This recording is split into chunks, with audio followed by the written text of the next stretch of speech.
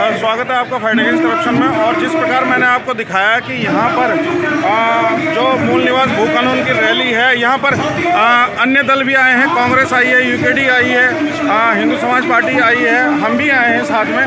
परंतु जो नहीं आया है तो वो एक ही दल है, केवल वो है बीजेपी। अब बीजेपी ने मौन रूप से, हमने आपको दिखाया वो वीडियो, हम साथ में चलाते हैं कि किस प्रकार बीजेपी अपना मौन समर्थन यहाँ दे रही है। क्योंकि यहाँ झंडे डंडे लगाकर जो क्या बोलते हैं, यहाँ पर मूल निवास भू कानून की रैली है। देखिए जिस प्रकार यहाँ पर रैली दी गई है, आप उस प्रकार तो हम समझ सकते हैं कि कौन क्या चाह रहा है, किसके दिल में क्या है। धन्यवाद देता हूँ, आभार प्रकट करता हूँ, शुभकामनाएं देता हूँ, बधाई देता हूँ।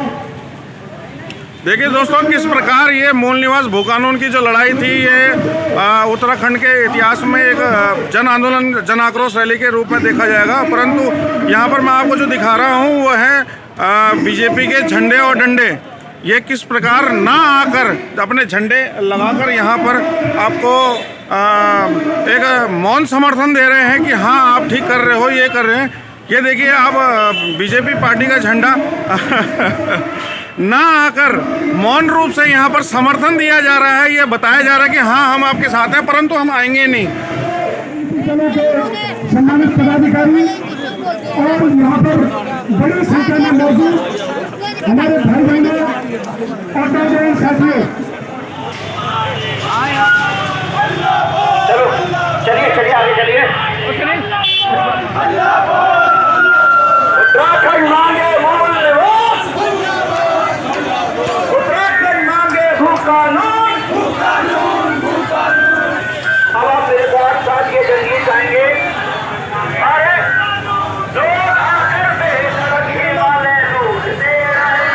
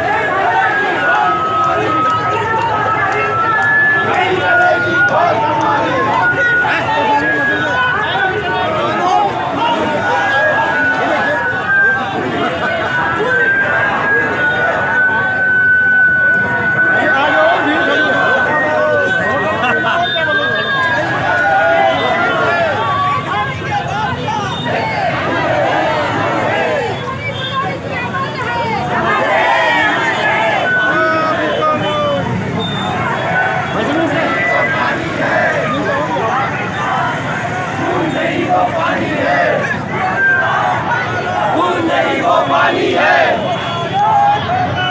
भू कानून, भू कानून।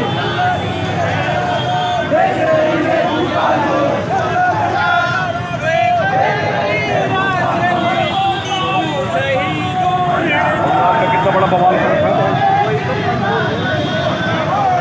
लोग काम करता तुम्ही कोण कच्चल जनो नियम कानून हम सरकार ते पुछतो डबल इंजन सरकार जे जल्दी से जल्दी किले ने विधेयक पारित कर दी, विधानसभा में किले ने विधेयक पारित कर दी, किले ने एक विशेष सत्र बुलाकर विधेयक पारित कर दी। आप देखो कि विधानसभा में एक सत्र बुलाकर एक विधेयक पारित कर सके सरकार, लेकिन नहीं। आज से ठीक एक साल पहले भी एक समिति, आज से ठीक एक साल पहले भी सरकार ने एक समिति गठन कर और फिर जल्दी दिया कि ये रैली, ये महाअभियोजन और अब लोकप्रियता तक तरफ बढ़ना चाहिए। उन्हें एक और उप समिति गठित कर रहे हैं। तो सरकार, हम सरकार से बन चलेगी, हम तो बेवकूफ बनाना काम छोड़ो और हम तो जल्दी से जल्दी हमारा अधिकार, हमारा हक दिलाओ।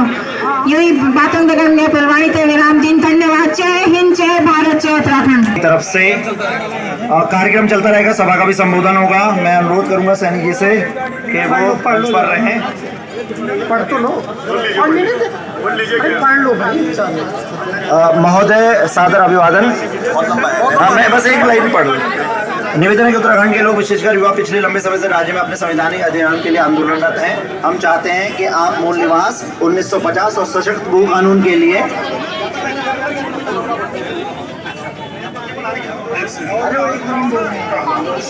आज हम ज्ञापन दे रहे हैं। तो ये ज्ञापन इन्हें सौंपा जा रहा है मूल निवास भू कानून समन्वय संघर्ष समिति की ओर से और करवाने के लिए। बहुत बहुत धन्यवाद। मैं अब इसी क्रम में मैं जो है मैं अपने सह संयोजक मूल निवास भू कानून समन्वय संघर्ष समिति से लुसुन टोटरिया जी को कहूंगा कि वो मंच पर आए और मंच को संबोधित करें। लुसुन टोटरिया, बोल, आवाज दो, आवाज दो। साथियों,